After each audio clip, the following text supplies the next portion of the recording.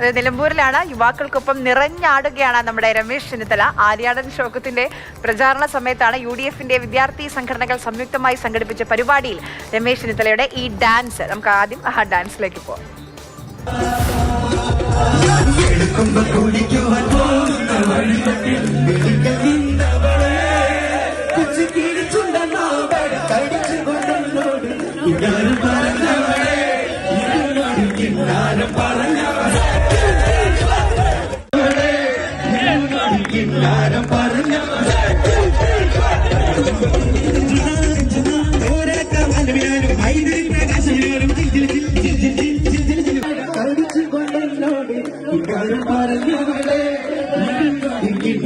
പറഞ്ഞ